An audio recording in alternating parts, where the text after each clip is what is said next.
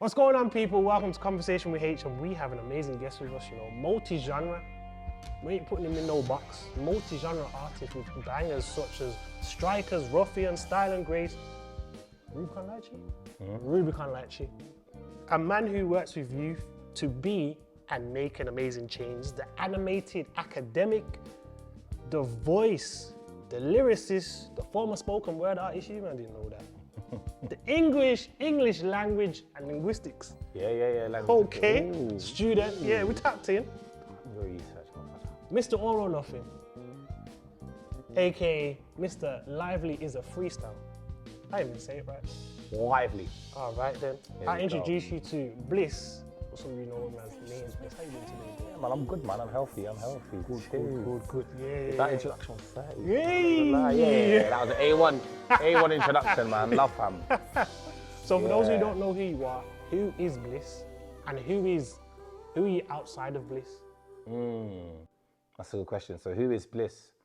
I feel like, because my name's Mia Backer. My first name's Mia Backer, and I don't mind that. I'm not one of them man that wants to hide my name. Don't try to hide the covers. Cool. So yeah, my name's Mia Backer. So Bliss, I feel like Bliss is just an extension of me. Like Bliss is it's part of me. I'm with you. It is a part of me. It's part of my personality. It's a persona. It's me. I would say it's me, the entertainer. Got ya. I would say, yeah, Bliss is me, the entertainer. So when I'm rapping, performing, doing music, I'm with you. that's Bliss. Yeah. So who are you outside of that then? Outside of the that. entertainer, who are you? Outside of that, I'm a deep thinker. Like, if I really be real, like, a lot of my friends know me to like be a speaker and be animated. Yeah. Like at social gatherings, I'm there, I've got a loud voice. But outside of that, I think deeply. I would say I'm more of a like I used to be, I still am in a way, I used to be really into like my anime stuff and my athletic. I nerded out on athletics. Like I used to really like study athletics. Not just like look at Usain Bolt and them man, but actually study like the mechanics of athletics and training and all of that. So when I have a lot of, particular interests, and in a way, like I prefer to be studying them and getting into them. Like I'm not really Yeah. you know what I mean? Yeah, that's me. Because essentially, like when I kind of read and watch stuff that you do, a lot that comes out is that you are academic, you are a student, even whether it's like a student of what you study in terms of your interests, what you study in terms of what you went to uni for, or what you study in terms of you as Bliss the entertainer. You're very much a student of trying to find out and understand every little thing. It feels like details. I really want to understand the why. Yeah. It feels like some people could say, they can go into a conversation and, explore something like, why is this like this? And then they'll say, never mind.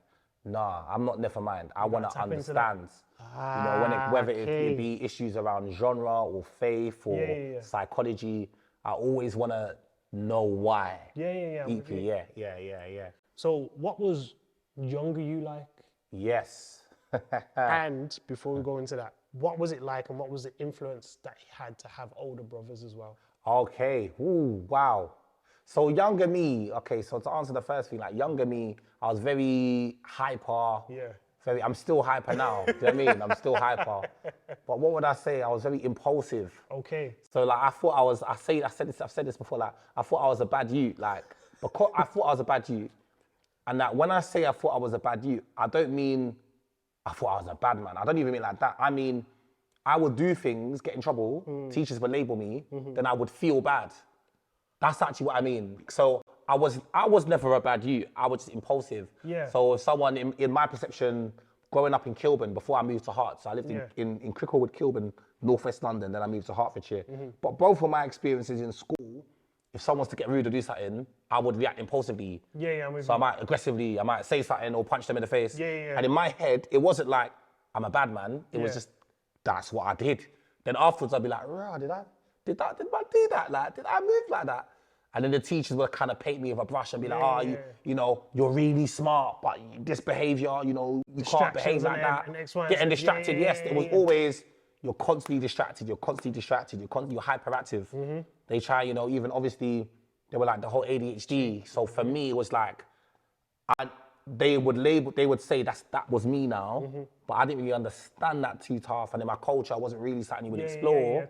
100%. So I was hyperactive, you know, I still am, you know what I mean? So I think, but as a youth, I didn't understand how to channel that at all. You understand? So yeah, man. And what was the influence like? And what was it like to have older brothers as well? Older bros. I think for me, it was a house where you needed to be strong. Because me, I'm very expressive. But having older brothers, you almost I had to learn how to like channel that expression. Because I wouldn't want to say the wrong thing. Because we grew up in the ends. It's not all of this like, you know what I mean? Like my brothers would pattern me. like pattern me. Like part of the reason why I'm good even as a lyricist and MC is because of that pressure. I wanted to be good. Yeah. Because my brothers, we had a very high bar for what good was, innit? We grew up listening to like Kano and people like that. So that was our bar for being good, you know, and the US rappers. So when I first started rapping, I wanted to impress my brothers. And their perception of what good was like Nas, you know, Jay or, you know, Tupac. Yeah. And then in the UK, it'll be like Kano, Gets, Dizzy. So I'm thinking, if I want to be good, I need to be that level. There's no such thing as mediocrity. So in a way, it you know, I don't know if you watch Dragon Ball Z. It was like being in the hyperbolical time chamber. Like, man was proper like straight. Man was on the high pressure, but I was secluded. So I was under pressure in my house. And then what that did, it meant when I went out, everyone was like, "Oh, you're sick," and I was like, "I'm sick." I didn't even know. I just thought like I knew I was good in it, but it's like because like I was in like a time chamber, hyperbolical time chamber.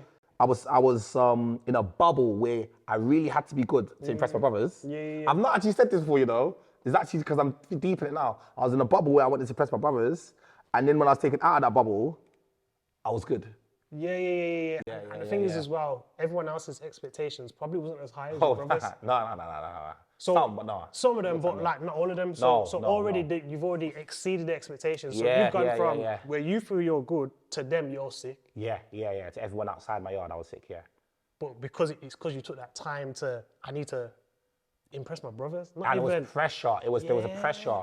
And obviously I know that now, but I wanted to be sick. I wanted my brother, because my brother heard me spit like time back and he didn't really rate it. Then I think he heard me spit like a year later when I was like 11 or something, or 12. And he was like, "You're sick." And he recorded me on his phone and showed all his friends. That's when I knew. I'm levels. That's the accolade that you wanted. You understand?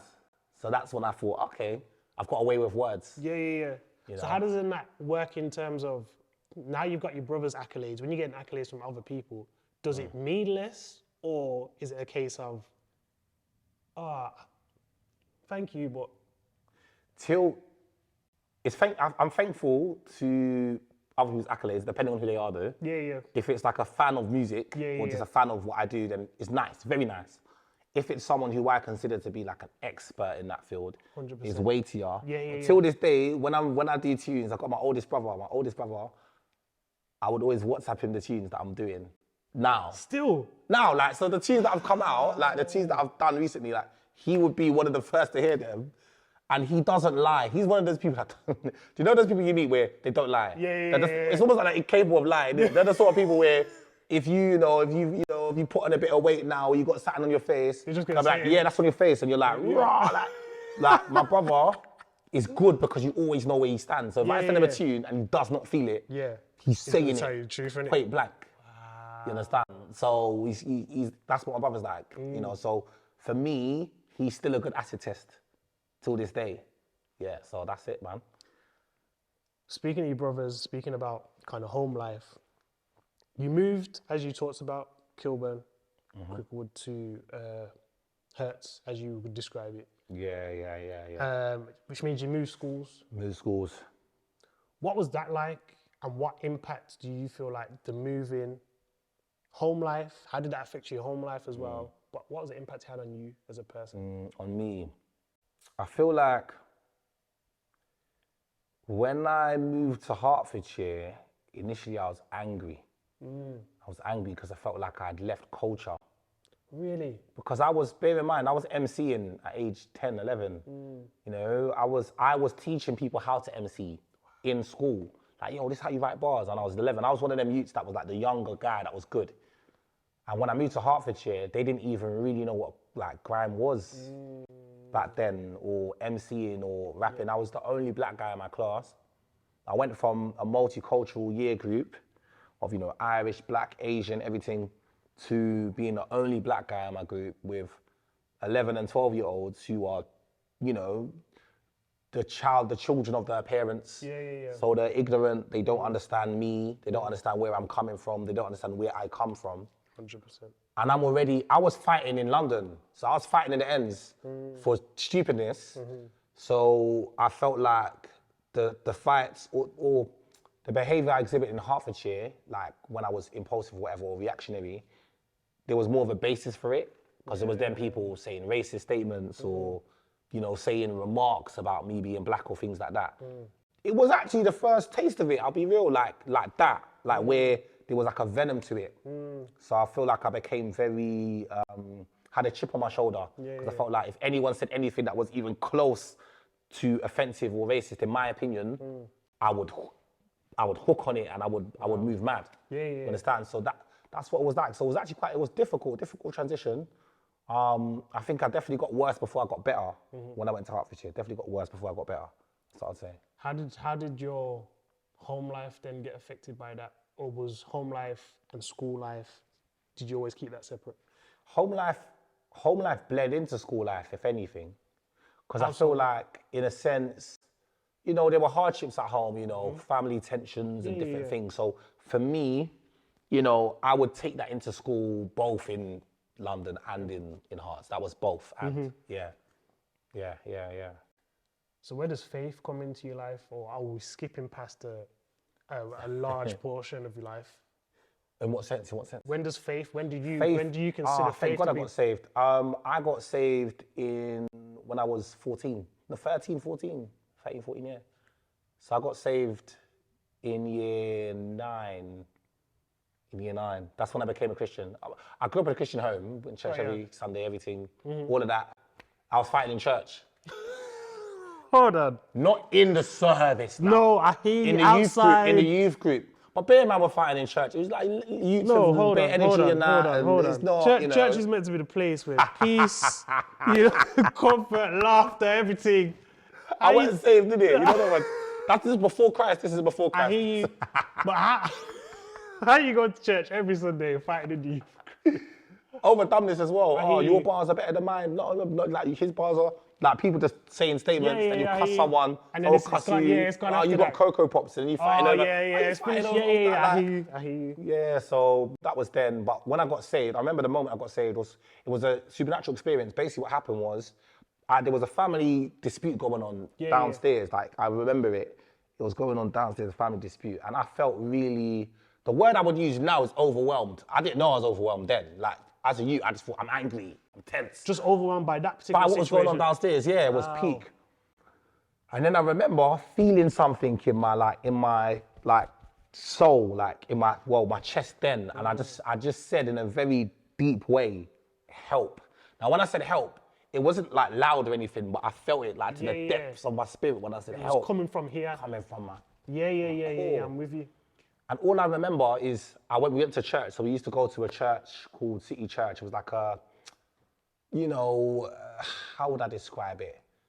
It wasn't multicultural. It was one of those sort of kind of charismatic churches. I'm with you. A lot of, majority white. Got ya, I'm with you. Charismatic church now. Yeah. And they would sing their songs, which would always sound like alternative rock songs, right? Now what I did, I wouldn't really engage in it before. But after I said help at home, all I knew was the next Sunday, I was proper engaged. And I thought, my brothers are here looking at man and they're probably thinking, what? And I'm proper engaged now. And then this one song came on and I felt peace. I felt this presence, this weight. And I just felt lighter and freer. And I thought, what's this feeling? So then I associated it with this feeling, with that feeling. And it wasn't just an emotional feeling of like happiness. It felt like a presence. So I was like, I just want this feeling. So then I was like 14, 15, 16. When I say I went ham on a faith tip, I went ham, like study and everything. I just immersed myself. My friends got saved because of me. So I had Richard got saved Yes. So we were best friends. I got saved, then he got saved, then my other friend got saved. Because I was that guy. I went from like, I did a 180.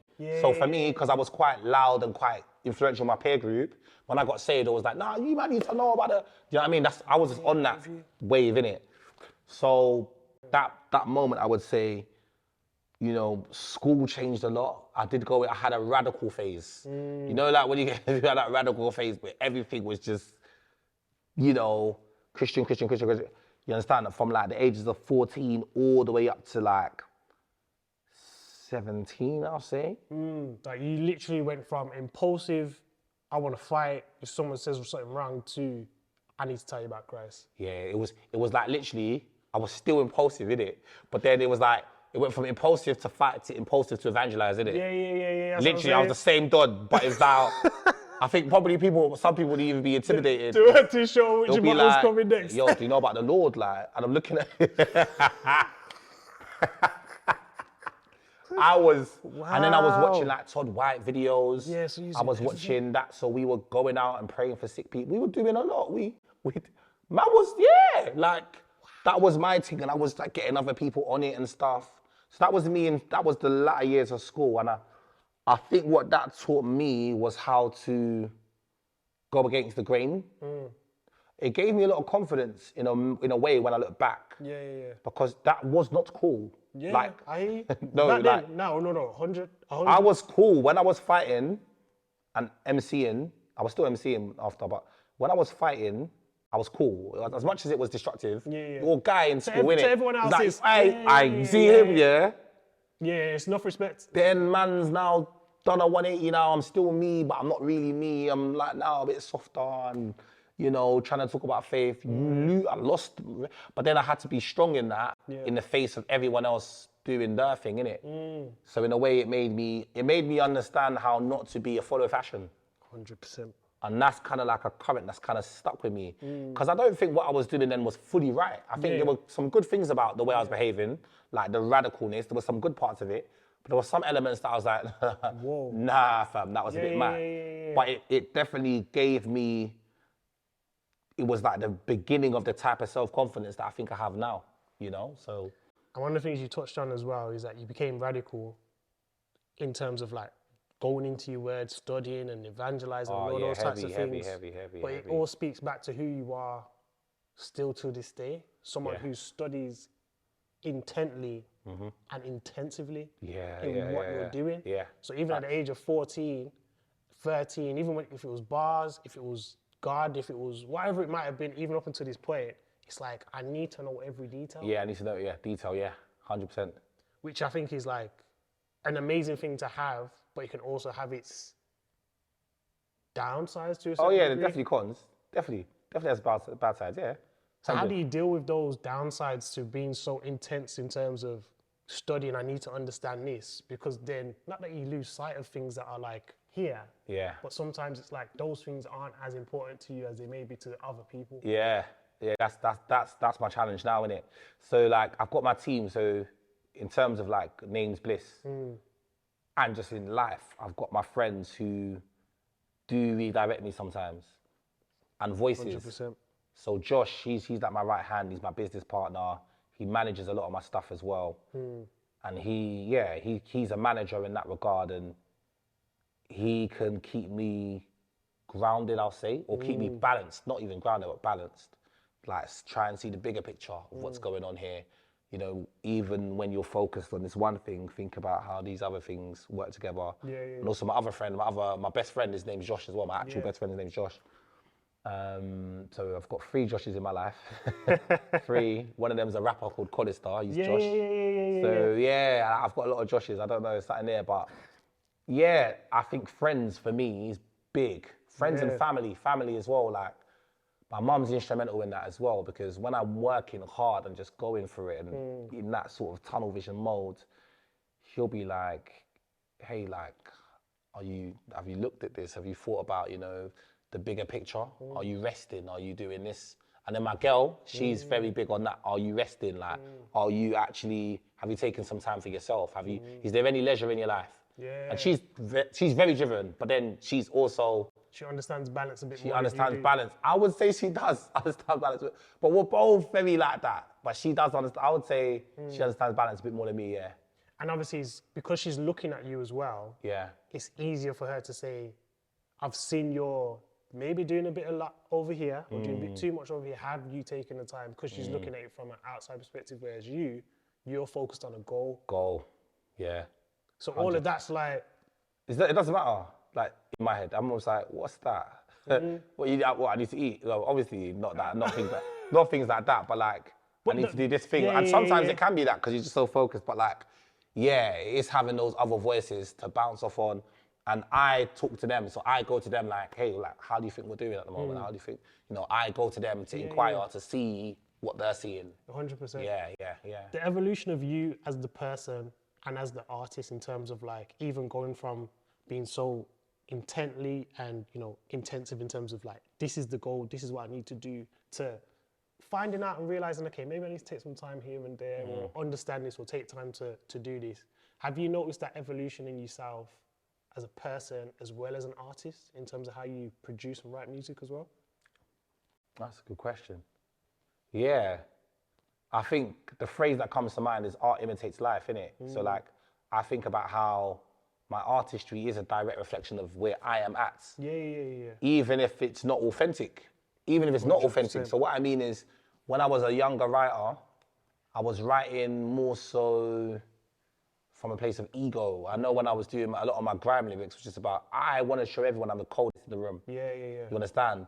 But then when I discovered a bit more about my purpose in terms of sacrificing for the betterment of culture and society, that sounds like such a broad thing to say, but I mean like me, like as a voice, as an artist, as a mentor, I want to see the next generation win, right? So once I understood that a lot more, my writing changed. It went from, I still do talk about how cold I am, that is still a facet of it, but I went to let me give something to this generation that I want to invest in. Yeah, I'm with you. Yeah. What's the most difficult song you've had to write and perform? Difficult song I've had to write. Difficult song I've written.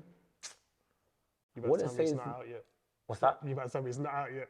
Nah. Do you know what though? Yeah, anyway. Yeah, no. There is one that's coming. That one there, whoo, is real. It's real. That one there is real. But Darkness on Style and Grace EP, it's quite an old song. It came out 2018. That song was probably the hardest for me to write and record. Because I was touching on things that I hadn't spoken about publicly before. Just talking about growing up and, talking about trauma and family relationships in that sort of way. That and that song and a song, I think that song and a song called Story of John. Yeah, Those two. you know I love that song. Yeah, because Story of John for me, that song is based on 3 years of work. So obviously, the song took me about 2 days to write, or maybe a week, to be honest, because I started it and did other things. But like, the song took a week to write, but I was only able to have that depth of emotion because of 3 years work. It's not even, it wouldn't have been possible otherwise. You can't pretend that. I can't, channel that emotion outside of me thinking about the young people I work with. So when I was writing that song, I had young people in mind, and I felt like it was like a therapy session where I was offloading what I would call the plight of our young people in disadvantaged areas. The plight of it. Like we look at how, the life of, it's almost like what people would call, like people fetishize poverty. Yeah. It's almost like we glorify madness, or like poverty porn is almost like, okay, people are in disadvantaged areas and they make music and we make it seem glamorous. Like that whole thing is it's a bit of a lazy take, to be honest, because some people are like, oh, you know what, people are glamorizing something. But for me, because I knew actual lives, hundreds of lives in actual fact, because my job was the head of safeguarding. So I was a senior management position where I have safeguarding cases and we're dealing with, the most vulnerable and hard to reach young people in London, in Hackney. Yeah. So when you're hearing stories of this one got, you comes into my office, he's been stabbed on the hand and he's joking with me, and I'm like, oh yeah, you're gonna, like we're bantering and I'm reassuring him like, oh, it's gonna be all right. You know, then, another one of my young people almost died, life-threatening scenario. You know, he was then in a vegetative state till this day. So it's deep, right? So when you're enrolling students and then some of them are not finishing because they don't have capacity anymore to continue because of the lifestyle, you just don't see the world in the same way anymore. You don't see the world in the same way. So Story of John, if you see that second part where I'm really going for it, that's me basically saying, yo, guys, do we think this is all right? It's me trying to allow people to enter my world and say, let me tell you what's actually going on. So yeah. That's what I'd say. When you put out music, and I've noticed that you're multi-genre, but you don't allow yourself to be put into a box with how you maneuver. And then hearing your story in terms of your work with the youth and stuff like that, is that part of it to try and reach them? Or is it you've just maneuvered like that your whole life, not being put in a box? I think for me, because fundamentally, I think I'm a strategist. I think I am a strategist, and I've accepted it over the last 2 years that I'm actually a strategist. I'm more concerned with reaching people than the optics. Yeah. Which is, I think my life beating to its own drum is a thing. It's a theme in my life. Like from when I was in school and I was a person of faith and I didn't watch anyone else, I was doing that in the face of people cussing me out, saying, oh, look at you, man. You used to be cool. Like, you know, you're you, innit? So people are saying them things, like, oh, you used to be cool. Like, what happened, man? What happened, man? I thought you used to box people. I thought, oh, I used to like him, you know. And then girls say something and I'm thinking, oh, like, rah, should I? What? I thought it's persecution. But I think my life's always beating to his own drum. So for me, the goal is more important than the optics sometimes. Sometimes the optics influences the goal. But to like bring this into reality speech, like, okay, I'm a very good MC. I know I'm a very good MC, and I've done a lot of grime. I did grime for a good 3 years, just solid, right? However, the whole time I was doing that, I was making songs which I thought were very good. But the issue is, if you attach yourself to a box, people don't investigate. They don't investigate because the way the brain works is you hear a box, so you put everyone in that box in the same category. So I thought, I'm working hard on these songs. I'm working really hard on these songs. If I remain in that box, people won't even investigate. So rather than do that, I'm gonna step out of that box. With you. You understand? 100. You know, so that's my thinking, and that's my thinking in all ways, in all areas. So even like Light of Mine EP, like if I'm being real, like faith is the theme. That's literally called Light of Mine EP. Like it's like it's a faith-filled EP, right? And that's what informs the music and my worldview. So I knew that, but I thought, who do I want it to get to? Who is it for? And though if I box it, it ain't gonna reach them, innit? It's not gonna get to them. So then all that hard work is like, what have I done? I've shot myself in the foot. I'm with you. Because I'm worried about optics.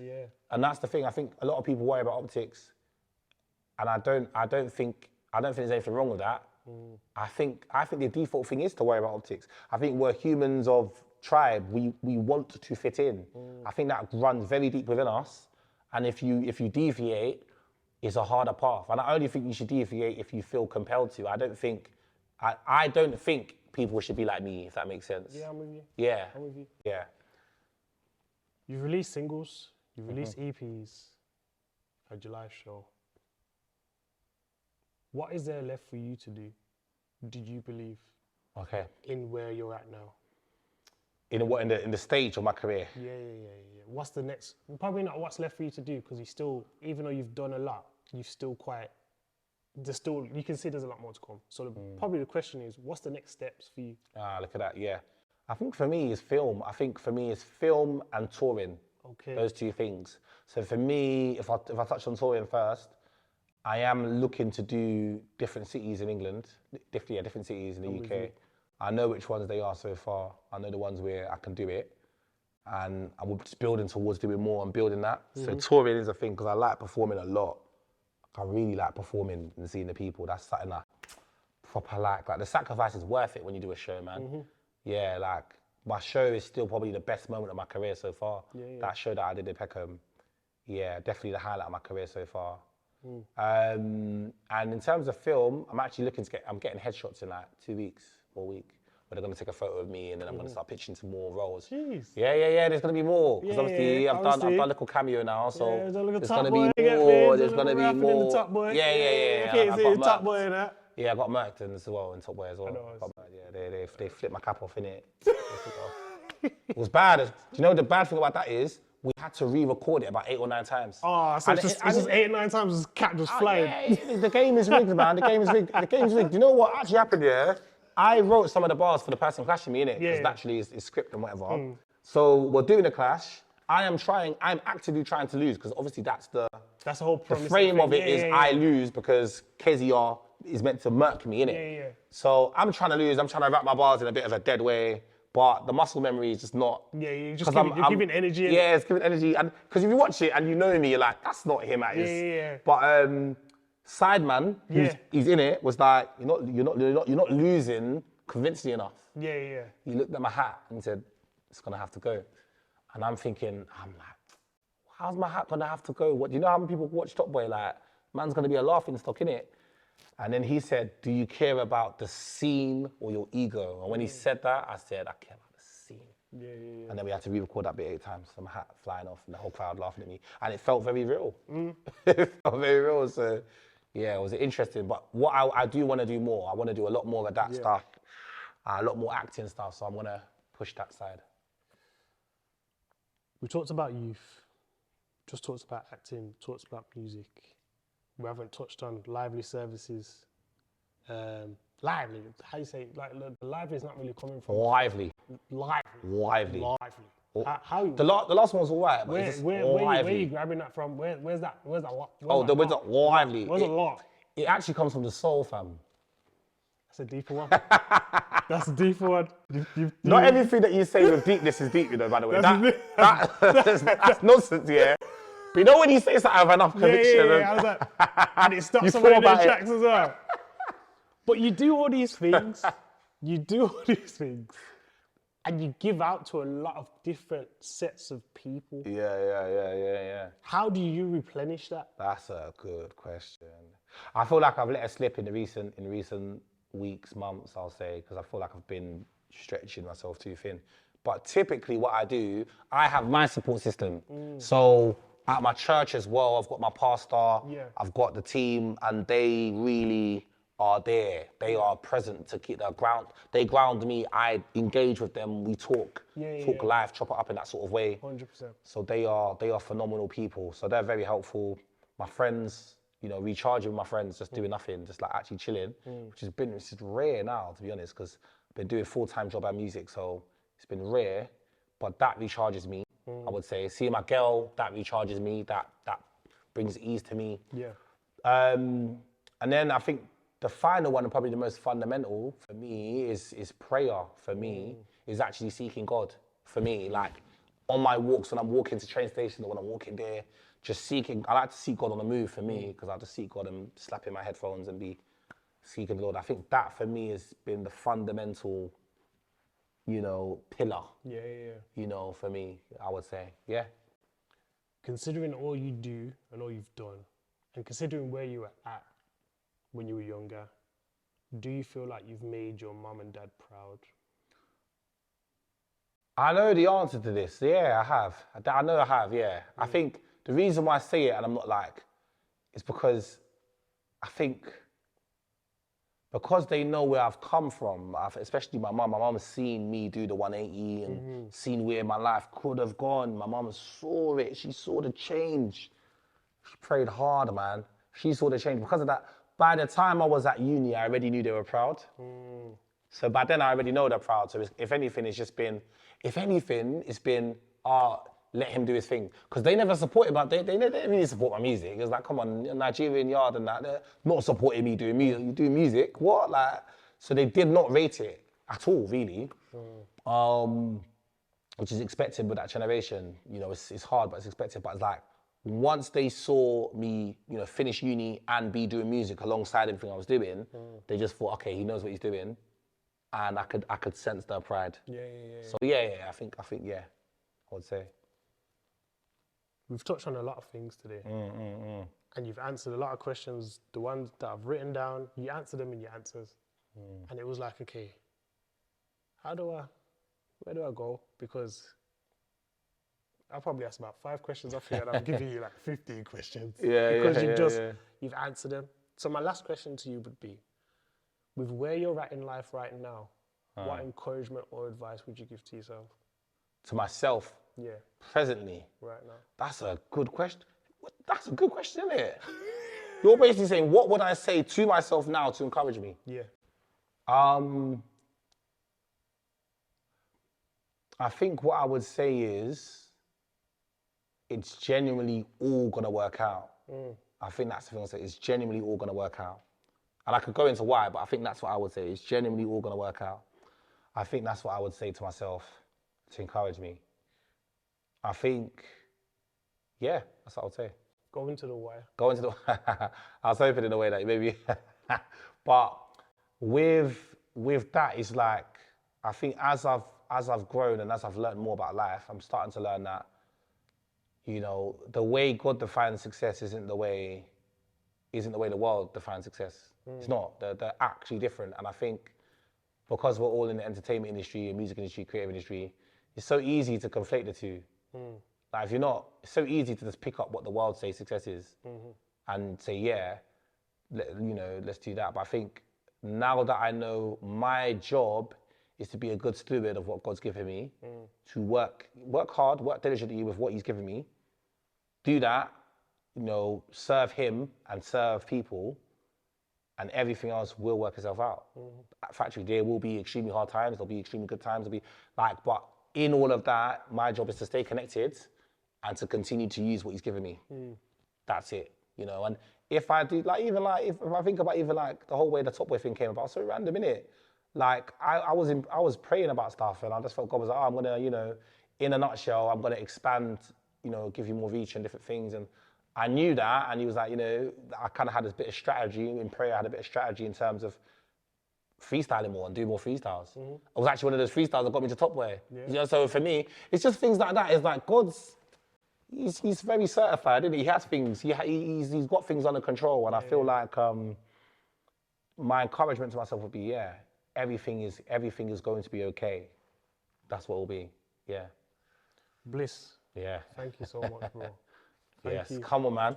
Thank you. Jeez. It was a great conversation. Big up, big up, big up, big up. And for you guys watching at home, thank you for tuning in for a conversation with the amazing, the superb, the supreme Bliss.